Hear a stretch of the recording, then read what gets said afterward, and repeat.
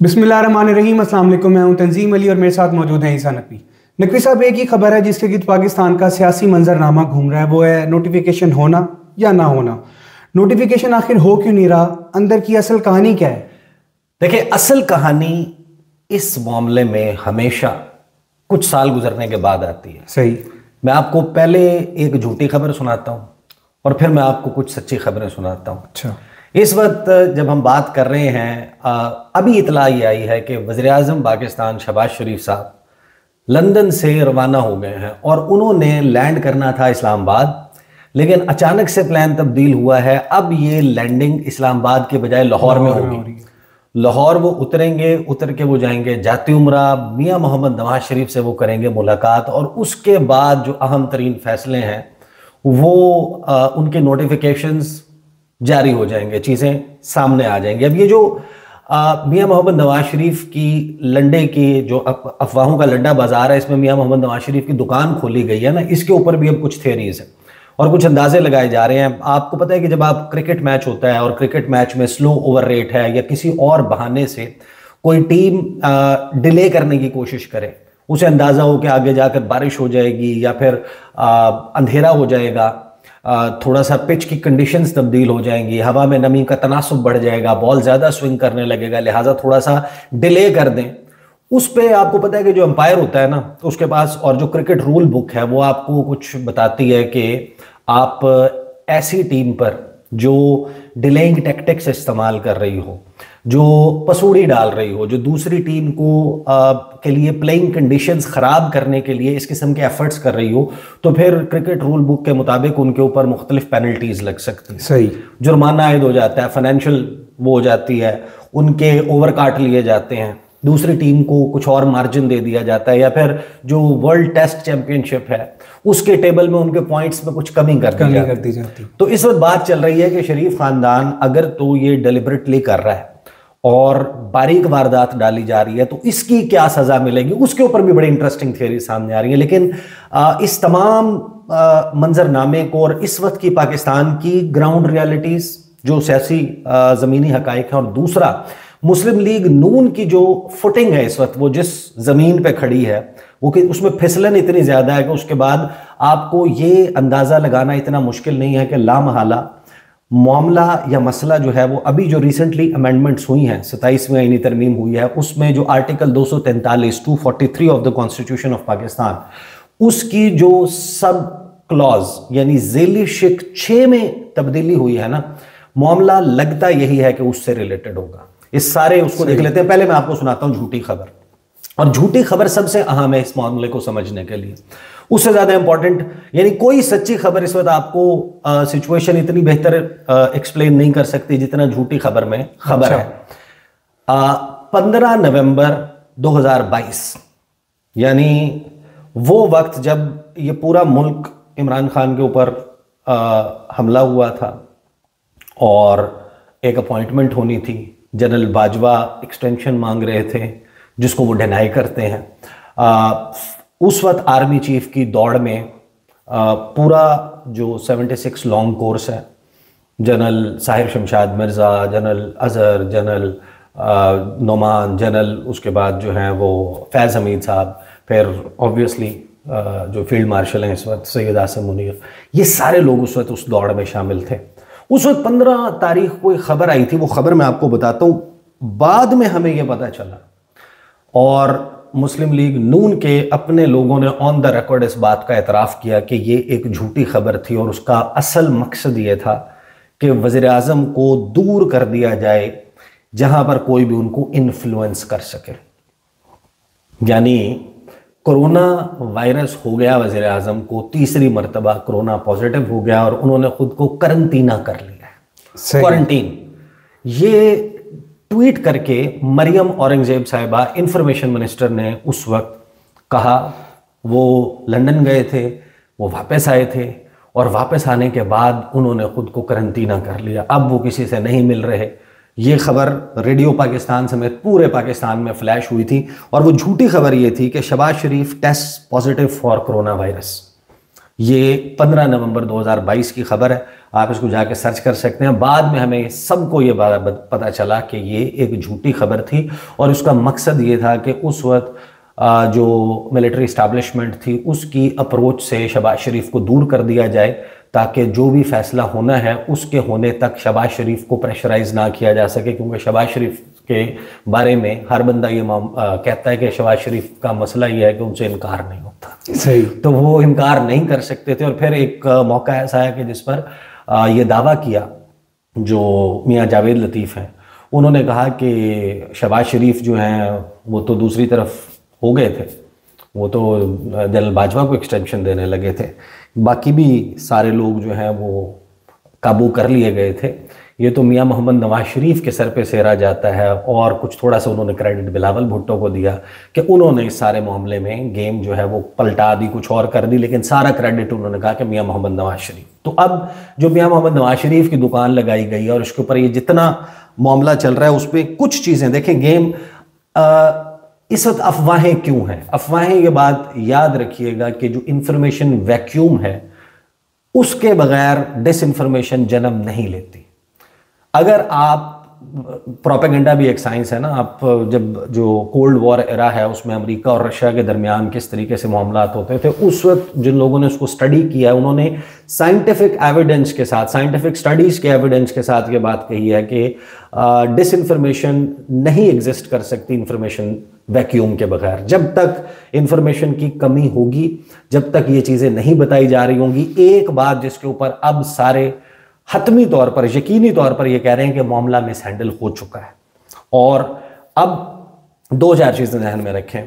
Army chief जो इस वक्त current field marshal Syed Asim Munir, उनकी तैनाती हुई थी नवंबर 2022 में और उस वक्त के कानून के मुताबिक उनकी तैनाती हुई थी 3 साल के लिए। 29 नवंबर से 3 साल ख़त्म हो गए 29 नवंबर 2025 को। यानी अगर तो उसी नोटिफिकेशन के मुताबिक जाएं तो सैयद आसिम मुनीर रिटायर हो चुके हैं। उससे पहले की भी एक कंट्रोवर्सी थी, उनको रिटेन किया गया था by the law, by the book किया गया था उनको। जो कानून में चीज़ें मौजूद थी उसके मुताबिक उनके रिटायरमेंट के डेट पर एक उनको रिटेन किया गया और नोटिफिकेशन जारी किया गया, उसको विद इफेक्ट फ्रॉम 29 नवंबर किया गया। उसके बाद होता यह है कि नवंबर 3 या 4 नवंबर 2024 last year Pakistan army act में तरमीम की गई और उस तरमीम का इतलाक जो है वो माजी से 1952 से किया गया। यानी उसका जो रेट्रोस्पेक्टिव इफेक्ट है उसको फैला दिया गया 1952 से लेके अब तक। और ये किया गया कि जो आर्मी चीफ का टेन्योर है वो 3 साल के बजाय 25 साल होगा। अब इसके ऊपर 2 स्कूल ऑफ थॉट हैं। एक ये कहता है कि जो कानून में अमेंडमेंट हो गई, लिहाजा जो उसका क्योंकि इतलाक भी माजी पे कर दिया गया, लिहाजा we do not need a fresh notification. कुछ लोग ये क्वेश्चन ऑफ लॉ है बेसिकली। कुछ लोग हैं वो ये कहते हैं कि नहीं, जब कानून तब्दील हो गया तो लॉ को अफेक्ट देने के लिए आपको किसी नोटिफिकेशन की जरूरत नहीं है क्योंकि इसका इतलाक माजी से हो गया, लिहाजा you do not need a fresh notification. तो वो 2027 तक, यानी 5 साल का टर्म 2022 से 2027 29 नवंबर तक है। तो अब ये है क्वेश्चन ऑफ लॉ।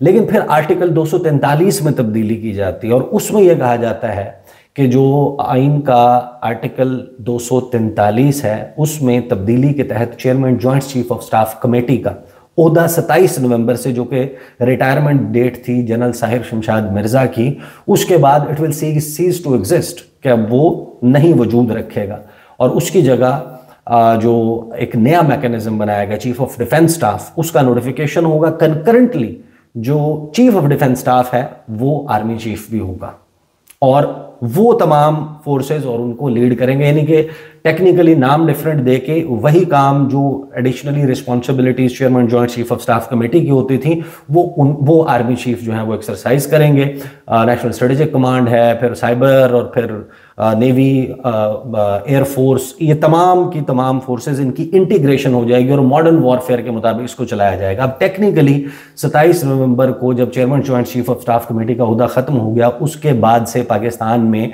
एक चेंज ऑफ कमांड जो है वो डिस्टर्ब्ड है। जब आप खुदा न खास्ता कोई भी मुल्क हालत जंग में जाता है तो उस वक्त जो कमांड है, जो मामलात हैं, उसके इंचार्ज तब्दील हो जाता है। अब 27 नवंबर के बाद से, जब से chairman joint chief of staff committee का ओहदा खत्म हुआ है, उसके बाद से अभी तक नोटिफिकेशन ना होने के बाइस एक वैक्यूम तो क्रिएट हुआ है।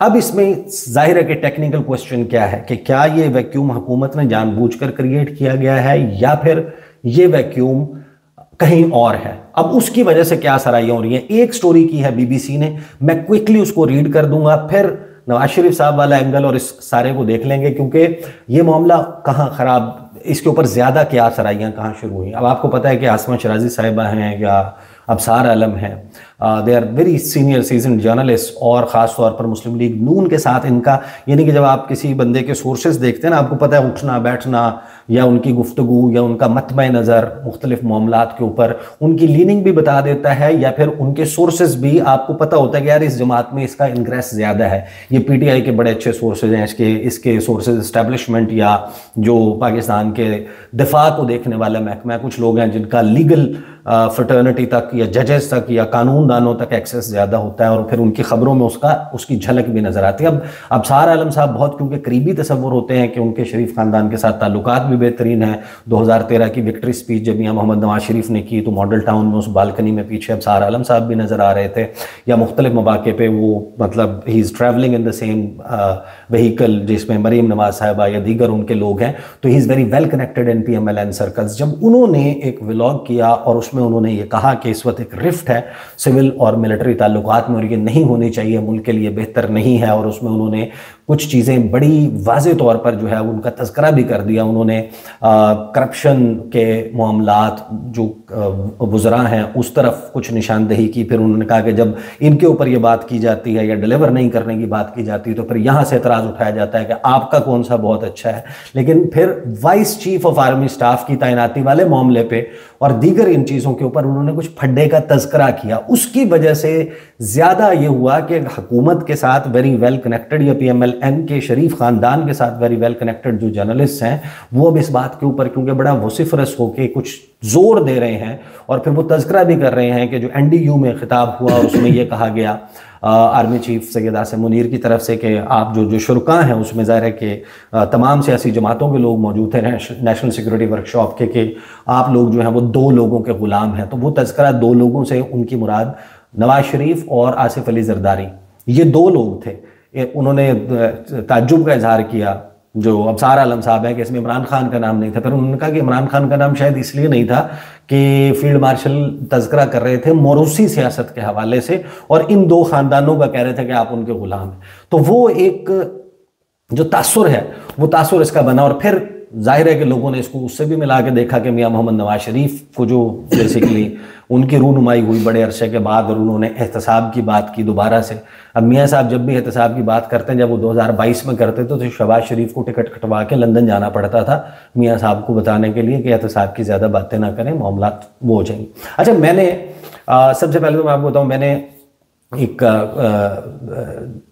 2-3 ऐसे लोग हैं who are very well connected जो पॉलिसी मेकर्स हैं उनके साथ, उनसे मैंने पूछा कि क्या अच्छा मैं कोट अनकोट, ये मेरे अल्फाज नहीं है इसलिए मैं बड़ा उसके साथ कह रहा हूँ क्योंकि मैं ऐसे अल्फाज इस्तेमाल भी नहीं करता। मैंने कहा कि क्या, मैंने सवाल किया कि क्या मियां मोहम्मद नवाज शरीफ या शहबाज शरीफ या शरीफ ख़ानदान उनकी तरफ से कोई गेम की जा रही है, कोई गड़बड़ की जा रही है इस मामले पे? तो सिंपल उनका जवाब ये था कि औकात नहीं है।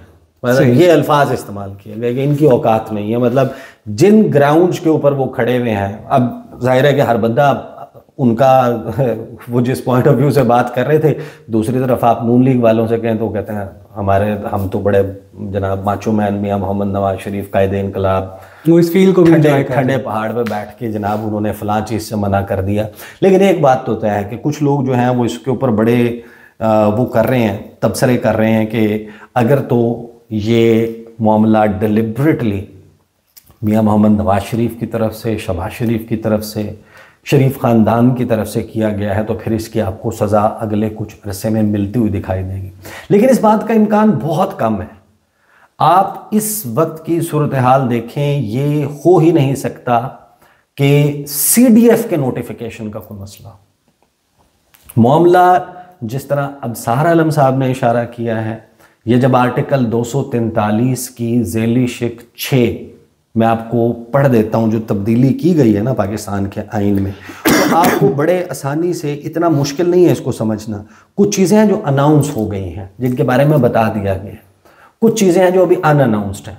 मामला अनाउंस्ड चीज़ों पर, जिस ऐलान कर दें आप जिस चीज़ का, यानी CDF मौजूदा army chief field marshal Syed Asim Munir होंगे, ये तो हुकूमत ने अपने मुंह से ऐलान किया है ना, on floor of national assembly बात की है, ऑन फ्लोर ऑफ सेनेट बात की है, तमाम वुज़रा ने अलहदा से अपने बयानात में, प्रेस कॉन्फ्रेंसेस में कहा है। शहबाज शरीफ जो है उनकी तारीफ़ें करते नहीं थकते, ऐसा तो उधर तो कोई मसला नज़र नहीं आता।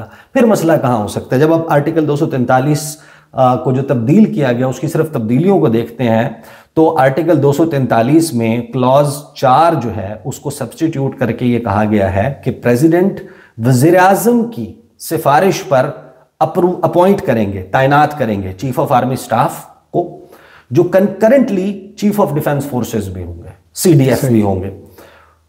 सदर ही नेवल चीफ, सदर ही एयर चीफ की तैनाती करेंगे वज़ीर आज़म की सिफारिश पर, वज़ीर आज़म की एडवाइस पर, और उनकी सैलरीज और अलाउंसेस के बारे में भी सदर मुमलिकत वज़ीर आज़म की सिफारिश पर फैसला करेंगे। फिर आता है इसका B में क्लॉज 4 के बाद 5, 6, 7, 8, 9, 10 और 11 ये नई क्लॉजेज हैं जिनको इंसर्ट किया गया। अच्छा, कुछ हैं फील्ड मार्शल के उहदे से रिलेटेड, उनके इस्तिस्ना से रिलेटेड, उनकी फॉर लाइफ मराद से रिलेटेड, उनके हटाए जाने के तरीक़ेकार से मुतल्लिक, उनको रिटायरमेंट के बाद पोस्ट रिटायरमेंट नया रोल देने से मुतल्लिक। लेकिन यहाँ से मामला जो है टेक्निकल होता है, जिसके बाद आपको अंदाज़ा होता है कि जो आर्टिकल 243 का सब क्लॉज 6 है उसमें कहीं ना कहीं कोई मामला है जो अटका हुआ है। सब क्लॉज 6 क्या कहता है? यहाँ तक मामला ठीक है, जो सदर मुमलिकत ने वज़ीर आज़म की सिफारिश से करना है वो CDF की तैनाती है, उसको हुकूमत ऐलान कर चुकी कि मौजूदा आर्मी चीफ सैयद आसिम मुनीर जो है वो होंगे। अब उसमें 2 सवालात मौजूद हैं कि क्या उनका जो आर्मी चीफ का नोटिफिकेशन है उसी को बरकरार रखा जाए, वो पहले था। अब उस पर भी सवाल मौजूद है कि नया नोटिफिकेशन होगा तो नए 5 साल होंगे, 5 साल की मुद्दत है। अब वो अगर अब नया नोटिफिकेशन होता है तो 2030 तक होगा, या CDF का सेपरेटली नोटिफिकेशन आ जाएगा और 2027 तक आर्मी चीफ क्योंकि हैं तो उसके बाद एक नया नोटिफिकेशन हो जाएगा। वाइस चीफ आपने लगाना है या नहीं लगाना, कब लगाना है। लेकिन यहाँ पर आपको आर्टिकल सब क्लॉज 6 में पता चलता है कि द प्राइम मिनिस्टर शैल, कि वज़ीर आज़म ने on the recommendation of the chief of army staff, कि चीफ ऑफ आर्मी स्टाफ की सिफारिश पर, उनकी रिकमेंडेशन पर कंकरेंटली जो कि चीफ ऑफ डिफेंस फोर्सेस भी हैं, उन्होंने अपॉइंट करना है commander of the national strategic command from the members of Pakistan army and shall also determine his salaries and allowances. ये है वो मामला कि जिसमें commander of national strategic command यानी कि एक और 4 स्टार जनरल जो है वो प्रोमोट होना है, और उसके लिए तरीक़ाकार ये है कि उन्होंने आर्मी चीफ सैयद आसिम मुनीर ने रिकमेंड करना है। पहले होता यह था कि समरी जाती थी सीनियर मोस्ट जनरल्स की, आर्मी चीफ की तैनाती वज़ीर आज़म का इख्तियार था, वज़ीर आज़म ने उसमें से नाम देना था और सदर पाकिस्तान ने उसकी अपॉइंटमेंट करनी थी on the advice of prime minister. Summary जानी थी GHQ से। अब रिकमेंडेशन है directly by the army chief के फलां जो लेफ्टिनेंट जनरल हैं उनको प्रमोट कर दें और आप commander national strategic command control shift जो है वो। अब उस मामले की वजह से ये बात आउट ऑफ क्वेश्चन लगती है कि मौजूदा हुकूमत कहीं से इस किस्म की किसी एक्टिविज्म का या एडवेंचरिज्म का सोच रही है कि यहां पर किसी नोटिफिकेशन में गड़बड़ कर दे। मामला यही लगता है कि डिले जो है वो वहां से है कि क्या रिकमेंडेशन आती है, या हुकूमत की जो मौजूदा हुकूमत है, नून लीग है या शरीफ खानदान है, वो पॉसिबली कुछ ऐसा चाह रहा है कि फलां नहीं फलां रिकमेंडेशन। अगर तो ये मामला है तो फिर शरीफ खानदान के लिए इसके ऊपर कुछ प्रॉब्लम्स लोग बात कर रहे हैं कि आने वाले दिनों में हो सकते हैं। अब इस सारे मामले पे जो लंडे की अफवाहों का लंडा बाजार है उसमें मियां मोहम्मद नवाज शरीफ की दुकान है। अब डिजाइनर हैं, सारे फैसले मियां मोहम्मद नवाज शरीफ करते हैं। नवाज शरीफ तो उन जाहिर है कि ये तो हमने देखा है ना कि over a period of time अहम तरीन तैनातियों और उस सारे मामले पे नवाज शरीफ ने अपना किरदार अदा किया है, और नवाज शरीफ का समहाउ शायद फाइनल वर्ड भी मियां मोहम्मद नवाज शरीफ का रहा हो। शहबाज शरीफ उनकी बात को ना नहीं कर सकते, क्योंकि शहबाज शरीफ देखें अपनी पार्टी के भी लीडर नहीं है। कुजा ये कि वो मतलब पूरे को नेशनल लेवल के लीडर हों, उनकी पार्टी के लीडर भी मियां मोहम्मद नवाज शरीफ ही है ना। तो अब वो जो लंडे की दुकान है वहाँ लंडा बाज़ार में, अफवाहों के लंडे बाज़ार में जो मियां मोहम्मद नवाज शरीफ की दुकान है, सवाल यह है कि वहाँ से क्या आना है। अब इसके ऊपर मैं क्विकली आपके सामने ना एक जो गुफ्तगू जो एक आर्टिकल BBC की तरफ से लिखा गया है उसके मदरजात रख देता हूँ, और वो कैप्सूल करता है इस तमाम कॉन्ट्रोवर्सी को। वेरी लाइक एक्सीलेंट आर्टिकल जिसमें ये सारे इसकी जहतें और फिर इससे रिलेटेड कुछ चीज़ें जो इंशाल्लाह हम अगली वीडियो में कवर करेंगे, क्योंकि और भी बहुत कुछ खैबर पख्तूनख्वा के हवाले से भी, सुहेल आफरीदी के हवाले से भी बहुत सारी बातें चल रही हैं। BBC लिखता है कि चीफ ऑफ डिफेंस फोर्सेस की तकर्री का नोटिफिकेशन और क्या साराइयाँ, कहीं ना कहीं कोई मसला ज़रूर है। यानी मसले की आइडेंटिटी ये 3-4 साल बाद आती हैं असल कहानियाँ सामने। जिस तरह अब हमें पता है कि कोरोना वायरस नहीं हुआ था, सही, शहबाज शरीफ को 15 नवंबर 2022 को कोरोना वायरस नहीं हुआ था, वो कोई और वायरस था, और बाद में पता चला कि वो वायरस ये था कि मैंने फला शख्स से क्योंकि मुलाकात नहीं करनी लिहाजा वज़ीर-ए-आज़म ने खुद को करंटीना कर लिया। तो आज शहबाज शरीफ का इतनी देर मुल्क से बाहर बैठना अहम तरीन मौके पर ये डिले हो जाना, एक बात तो तय है कि इससे बहुत सारे लोग at the position of strength उनको वीकन किया गया है। अगर तो ये डेलिबरेटली किया गया तो इसकी सजा होगी, तो इसकी सजा होगी। क्रिकेट रूल बुक मैंने आपको बताया कि वो बड़ी इस मामले पे कि डिले करके जब आप प्लेइंग कंडीशंस किसी के लिए ख़राब करते हैं ना अपनी चालाकियों से, कि एक बंदा लेट गया, गिर गया, फुटबॉल में भी आपने देखा होगा, फिर रेफरी आपको पता है इजाफी टाइम दे देता है, एडिशनल टाइम दे देता है। वो इसीलिए दिया जाता है कि कुछ खिलाड़ी टाइम ज़ाया करने के लिए जब पासेस से काम नहीं बन रहा होता तो इंजरी जाली बना के गिर जाते हैं, कलाबाजियाँ लगाने लग जाते हैं। फील्ड के ऊपर मेडिकल जो टीम है उसको फिजियोथेरेपिस्ट को बुला के स्प्रे करवा के, या उनको जब ग्राउंड में रिप्लेस किया जाता है कि फ़लाँ की जगह फ़लाँ सब्स्टिट्यूट आ जाए, तो वो थोड़ा आहिस्ता आहिस्ता चलते हुए जाते हैं। वो सेकंड्स, एक सेकंड कीमती होता है इस तरह के मैचेस में। तो इसी तरह का मैच चल रहा है। BBC कहता है कि 27 नवंबर को जब जनरल साहिर शमशाद मिर्जा पाकिस्तान की अफवाज के chairman joint chief of staff committee के ओहदे से रिटायर हुए तो उम्मीद की जा रही थी कि वफाकी हुकूमत की जानिब से इस ओहदे के मुतबादिल के तौर पर चीफ ऑफ डिफेंस फोर्सेस की तैनाती का नोटिफिकेशन जारी करेगी, जो हाल ही में एक आईनी तरमीम के जरिए मुतारफ करवाया गया था। ताहम 29 नवंबर की तारीख गुजरने के बाद भी चीफ ऑफ डिफेंस फोर्सेस की तकर्री का नोटिफिकेशन ताहाल जारी नहीं हो सका, जिसने हुकूमती अमल में ताखीर और इसके आईनी मुज़मरात से मुतल्लिक कई सवालात को जन्म दिया है।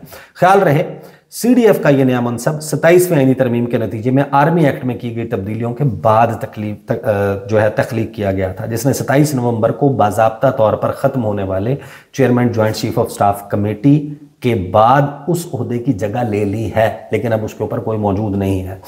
ये क्योंकि बड़ी तवील खबर है, टाइम भी बहुत ज़्यादा हो गया। जिन लोगों ने पढ़नी है को पूरे कंट्रोवर्सी को समझना है वो BBC की इस खबर को पढ़ लें, आपको पूरा अंदाज़ा हो जाएगा। कुछ चीज़ें मैं आपको इसमें बता दूं। एक, आज़म नज़ीर तारड़ वज़ीर कानून, उन्होंने इसके ऊपर बात की, उन्होंने कहा कोई अभाम नहीं है, कोई मसला नहीं है। दूसरा, ख्वाजा आसिफ साहब वज़ीर दिफा, उन्होंने कहा है कि तैनाती जो इसका नोटिफिकेशन है और ये जारी होने का क्या सराइयाँ ठीक नहीं है, इसका अमल शुरू हो चुका है। मतलब आप इतना डिलेड बात कर रहे हैं, क्या सराइयाँ तो खूनी थी, आपको ये पहले कर देना चाहिए था। कहीं ना कहीं तो प्रॉब्लम था जिसकी वजह से लोग बात कर रहे हैं। उसके ऊपर फिर इन्होंने ख्वाजा आसिफ साहब की बात करने के बाद BBC ने इसके ऊपर फहद हुसैन का, सलमान मसूद का, उसके बाद जो है वो अहमद बिलाल महबूब हैं, उनकी गुफ्तगू, इस सारे को कैप्सूल किया है। तो मेरा ख्याल है कि बड़ा इंटरेस्टिंग टाइम। असद उमर साहब ने भी कहा कि ये हैरानी की बात नहीं है कि एक सरकारी मुलाजिम की तैनाती के मामला इस वक्त पाकिस्तान का सबसे अहम मामला बना हुआ है।